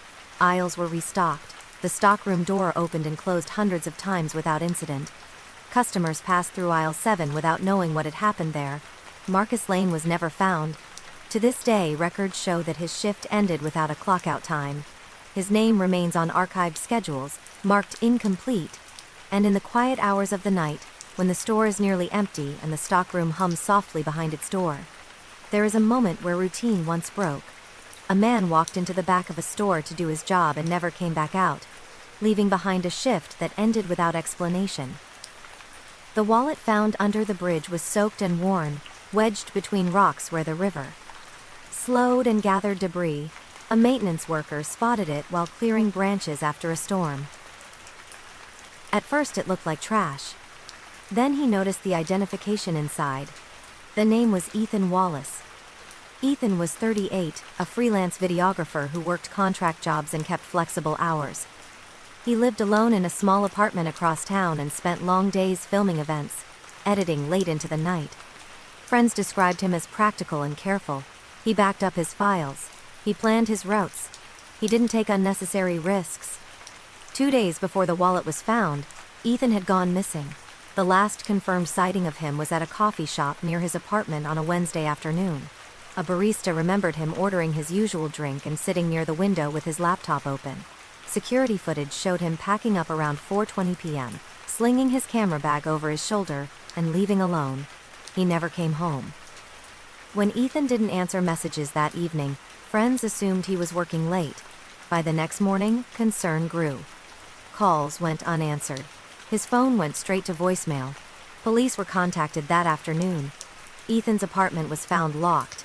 Inside, everything looked normal. His editing workstation was on, a project half rendered on the screen. His bed was unmade, as if he planned to return. His keys were not there. His car was missing. Search efforts began immediately. Traffic cameras were checked. Parking structures were scanned. Nothing turned up until the wallet appeared beneath the bridge, nearly 10 miles from the coffee shop.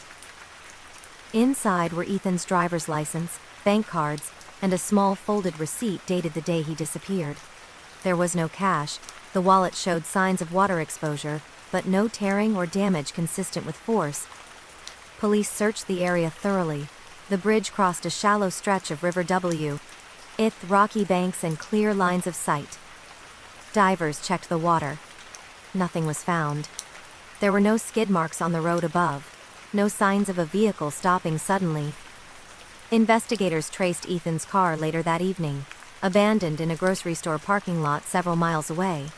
It was locked. Inside were his camera bag and phone. The phone was powered off. His camera was intact, memory card still inside. There were no signs of a struggle in or around the car. The distance between the car and the bridge raised immediate questions. Why would Ethan leave his wallet under a bridge far from where his car was found? Why leave behind his phone and equipment but not his keys? Phone records showed no activity after he left the coffee shop. Bank accounts remained untouched. His cards were never used after the wallet was lost. His email and social media went silent. Friends were questioned. Ethan had not mentioned feeling threatened.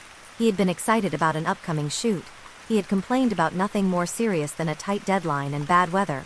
The receipt in the wallet became a point of focus. It was from a gas station near the bridge, time-stamped just before sunset on the day Ethan vanished. Surveillance footage from the station showed a man matching Ethan's description entering the store alone. The camera angle was poor, but the clothing and build were consistent. The footage did not show him leaving.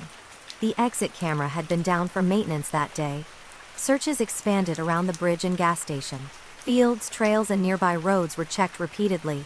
Dogs tracked scent from the bridge briefly, then lost it along the riverbank. Weeks passed.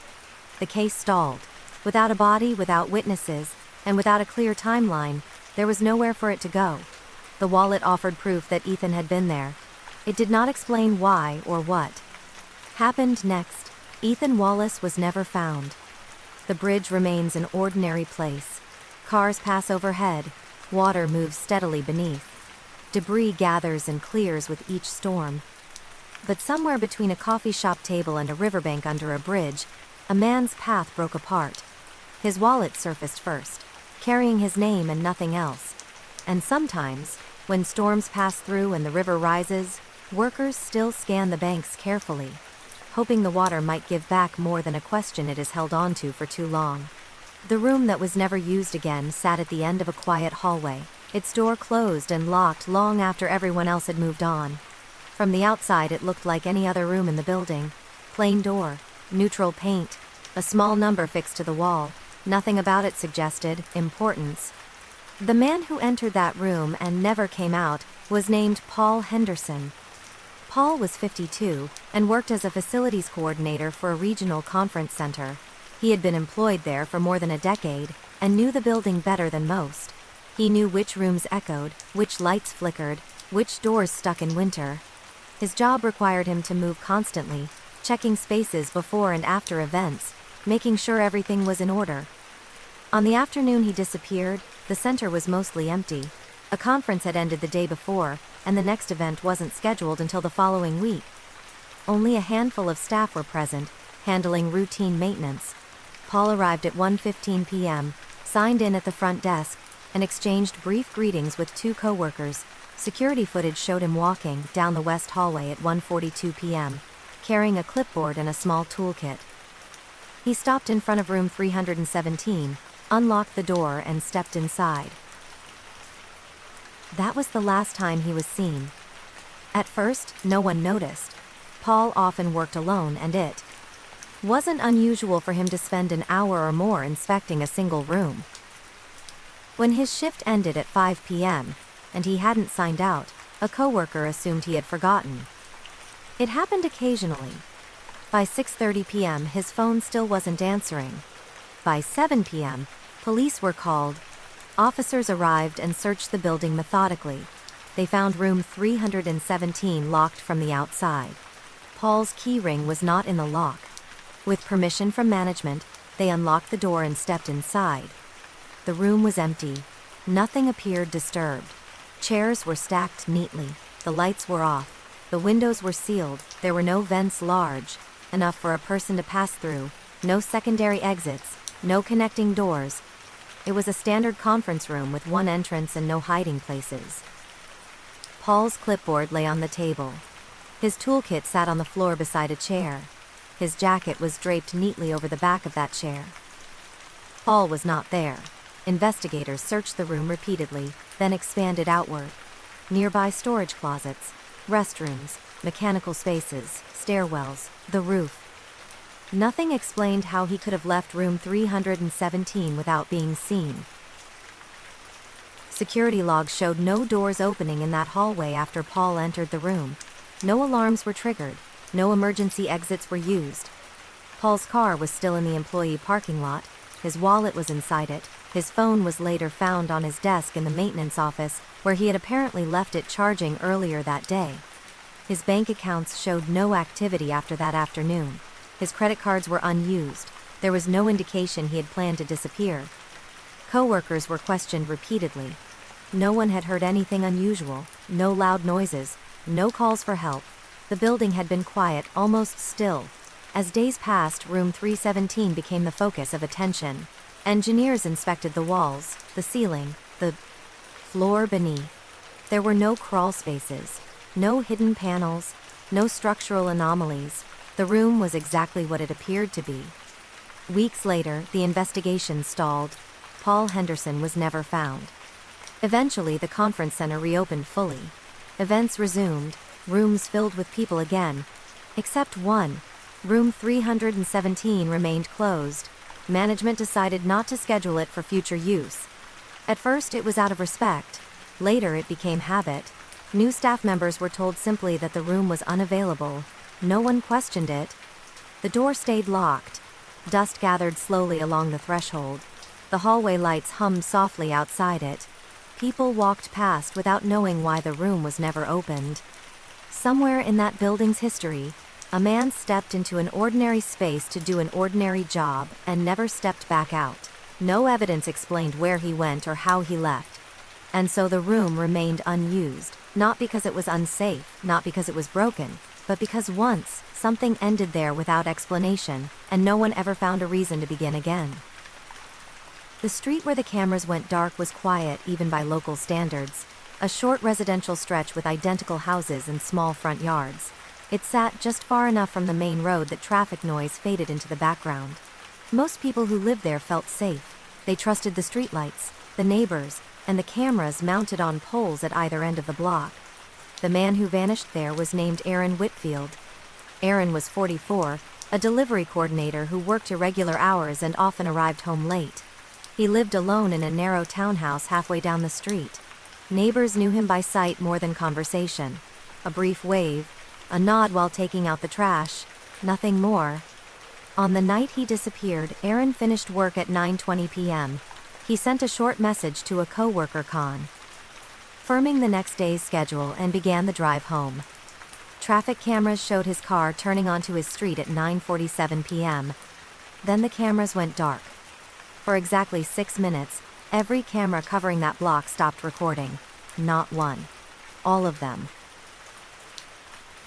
When the feed resumed, Aaron's car was parked in its usual spot in front of his home. The engine was off, the lights were out, the street looked normal. Aaron was never seen again. At first, no one noticed anything wrong. It wasn't until the next morning, when Aaron failed to respond to calls and didn't show up for work, that concern grew. By noon, police were contacted. Officers arrived and examined the scene carefully. Aaron's front door was locked. Inside, everything appeared undisturbed. His shoes were by the door. His jacket hung on the back of a chair. A grocery bag sat on the kitchen counter, items still inside as if he had just returned home. His phone was not there. Investigators reviewed the camera footage repeatedly. The blackout window was undeniable. 6 minutes of missing video across multiple systems that were not linked to the same power source. No storm, no reported outages, no maintenance scheduled. Technicians examined the equipment. They could find no fault that explained a simultaneous failure. Neighbors were questioned. One recalled hearing a car door close during the blackout period. Another mentioned seeing headlights briefly flash, then disappear. No one reported shouting. No one saw anyone enter or leave Aaron's home. Aaron's bank accounts showed no activity after that night. His credit cards were never used. His email and social media went silent. There was no evidence he had planned to leave town. Police searched the surrounding area thoroughly, alleys, backyards, nearby streets. Nothing was found. Dogs tracked Aaron's scent from the front door to the curb, then lost it completely. As days passed, the blackout became the center of the case. Investigators explored every possible explanation: technical malfunction, human interference, coincidence. None could be proven. The cameras were repaired and upgraded. The street returned to normal monitoring. Life went on. Aaron Whitfield was never found. The cameras still record everything now. Cars passing, People walking dogs, children riding bikes. Every moment documented without interruption, except for those 6 minutes. A small gap in the record where something happened that no camera captured, where a man arrived home as usual and then vanished without a trace. On that quiet street, people still glance at the cameras now and then, reassured by their presence. But those who know the story understand something unsettling. Sometimes the absence of footage tells a story of its own, and on that street, during 6 unrecorded minutes, a life disappeared, leaving behind only silence and a question the cameras were never able to answer. The letter, postmarked years too late, arrived on an ordinary Tuesday, slipped quietly into a mailbox among bills and advertisements. At first glance, it looked unremarkable. Plain envelope, no return address. The stamp was faded, the ink slightly smeared. It was addressed to a woman named Margaret Lewis. Margaret was 68 and had lived in the same house for most of her life. She had lost her husband years earlier and raised her children there. The mailbox had seen decades of routine mail, but this letter felt different the moment she held it. The paper was yellowed, the edges worn, as if it had traveled a long way to reach her. Inside was a single page. The handwriting belonged to her son, Daniel. Daniel Lewis had disappeared 12 years earlier. He was 27 at the time, a graduate student studying environmental science. He had been traveling between research sites, sending postcards and occasional letters home. Then, one day, the messages stopped. His last known location was a rural town several states away. His car was found abandoned near a trailhead. Despite extensive searches, Daniel was never found. Margaret never stopped hoping. The letter began simply. Daniel apologized for being gone so long. He wrote that he was safe, that he hadn't meant to worry anyone, and that he thought about home often. The words were familiar, written in the same careful style Margaret remembered from his childhood letters. But something was wrong. The letter was dated 13 years ago. The postmark confirmed it. The stamp showed a date from the year after Daniel disappeared, not the present. Somehow the letter had entered the postal system more than a decade late. Margaret contacted police immediately. Investigators examined the envelope and paper carefully. The ink was consistent with the time period indicated by the date. The stamp was authentic. The handwriting was verified by experts and confirmed to be Daniel's. There was no sign of modern fabrication. The address Daniel mentioned in the letter did not exist anymore. When it did exist, it had been a small rental near a remote research site. Records showed Daniel had stayed in the area briefly before vanishing. Postal authorities were contacted. They could find no explanation for how the letter had been delayed so long. It had not been stored in a dead mail facility. It had not been returned or forwarded. It simply appeared, decades later, as if time had folded briefly and released it. The letter offered no clear answers. Daniel wrote vaguely, avoiding details. He said he couldn't explain everything yet. He said he hoped to see her again someday. There was no second letter, no follow-up, no new evidence. Investigators reopened Daniel's case briefly, searching old leads with renewed interest. They found nothing new. No financial activity. No confirmed sightings. No proof he had lived beyond the time of his disappearance. Margaret kept the letter on her kitchen table for weeks, reading it again and again. She memorized the curves of the letters, the pressure of the pen, the way Daniel crossed his T's slightly too low. Eventually, the investigation stalled again. Daniel Lewis remained missing. The letter was placed in evidence, then returned to Margaret. She framed it and hung it by the window where sunlight fell across it in the mornings. Some days, she believed it meant Daniel had lived longer than anyone knew. Other days, she wondered if it was simply a message written before everything went wrong, lost and delayed beyond reason. The mailbox still fills every week with ordinary mail. Bills, flyers, notices, but once it delivered something impossible. A voice from the past, arriving too late to answer the questions it raised, reminding those left behind that sometimes the truth does not disappear completely. Sometimes, it just arrives long after anyone expected it to. The bus that arrived empty should not have been empty at all. It was the last route of the night, running a quiet loop through the outskirts of the city before returning to the depot. The driver knew the passengers by habit more than by name. At that hour, there were rarely more than a handful. One of them was always there. Her name was Natalie Brooks. Natalie was 34 and worked night shifts at a medical billing office.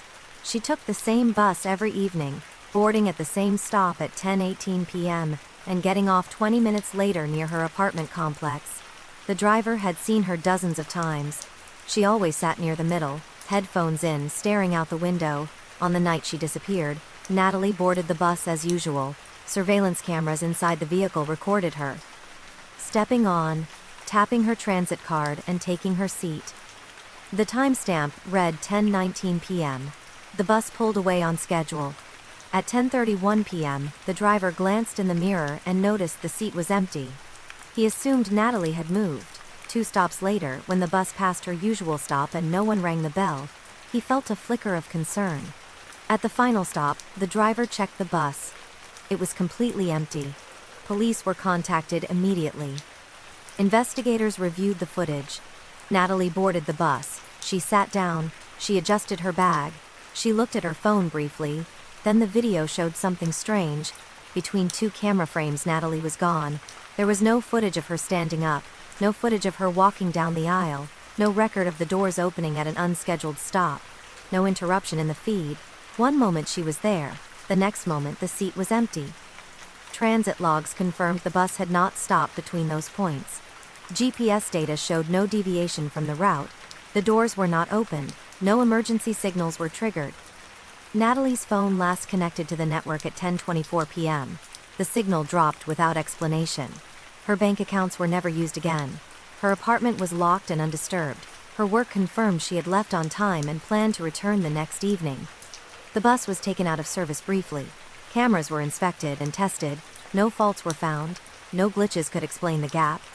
Other passengers from that night were interviewed. None recalled Natalie leaving her seat. None noticed anything unusual. Most had been half asleep, lost in their own routines. Weeks passed. The case gained attention because of the footage. A woman disappearing between frames. A moment no one could explain. Natalie Brooks was never found. The bus route still runs every night. New drivers follow the same loop. Cameras record Eve. Writhing. And every time the bus passes that stretch of road, the footage shows empty seats, steady motion, and nothing out of the ordinary. Except once. A woman boarded the bus like she always did, sat down, and then vanished without a sound, leaving behind a route that continued forward, and a question that never got off at any stop. The voicemail that played itself became the last proof that something had gone wrong. It arrived after midnight, unannounced, and repeated the same sound over and over until the system cut it off. No words, no message, just background noise that should never have been recorded. The voicemail belonged to a woman named Hannah Moore. Hannah was 32, a junior architect who lived in a shared apartment near the city center. She was organized, careful, and rarely impulsive. She texted her roommate if she was running late, shared her location when traveling, and kept her phone charged at all times. On the night she disappeared, Hannah left her office at 9:10 p.m. Security footage showed her exiting the building and heading toward the parking garage across the street. She was on a call with her boyfriend, laughing lightly, talking about dinner plans. At 9:14 p.m., the call disconnected. At 12:47 a.m., her boyfriend received a voicemail notification. When he played it, there was no voice, just faint movement like fabric brushing against a microphone. Then a dull rhythmic sound, steady and slow. Breathing, maybe, or something else entirely. The message ended abruptly after 30 seconds. Repeated calls to Hannah's phone went straight to voicemail. Police were contacted the next morning. Hannah's car was found parked on the 3rd level of the garage. It was locked. Inside were her bag, her wallet, and her work laptop. The driver's seat was pushed back slightly, as if someone taller had sat there. Hannah was barely over 5 feet tall. There were no signs of a struggle, no broken glass, no disturbed vehicles nearby. Investigators reviewed the garage footage. Hannah entered the garage at 9:12 p.m., still on the phone. She walked toward her car, unlocked it, and leaned inside briefly. Then she stepped back. The next frame showed the space empty. There was no footage of Hannah leaving the garage, no footage of her entering another vehicle, no blind spots large enough to explain it. Cameras covered every ramp and exit. The voicemail was analyzed by audio specialists. They could not identify voices or clear environmental sounds. The noise was too distorted, but they confirmed it had been recorded live, not accidentally triggered by background audio. Phone records showed the voicemail was sent while Hannah's phone was moving. The signal changed towers during the recording, then cut out completely. Her apartment was searched. Everything looked normal. A note about a project deadline was written on a whiteboard. Her dinner plans were still on the fridge calendar. Hannah's bank accounts remained untouched. Her social media showed no activity. There was no evidence she had planned to disappear. Weeks passed. The voicemail became the center of the case. Investigators played it repeatedly, hoping something would emerge. Some said they heard footsteps. Others thought it sounded like an engine. No conclusion was reached. Hannah Moore was never found. Her boyfriend kept the voicemail saved long after the investigation slowed. He never deleted it. Sometimes he played it late at night, listening carefully, hoping to hear something new, but the message never changed, just sound without meaning. Motion without context. A recording made when someone should have been speaking but wasn't. For Hannah, the last thing left behind wasn't a note or a clue. It was 30 seconds of unanswered noise, captured by a phone that tried to connect one last time, and failed. The ferry that docked without one passenger ended its route exactly on time, engines humming as usual, ropes thrown, ramp lowered.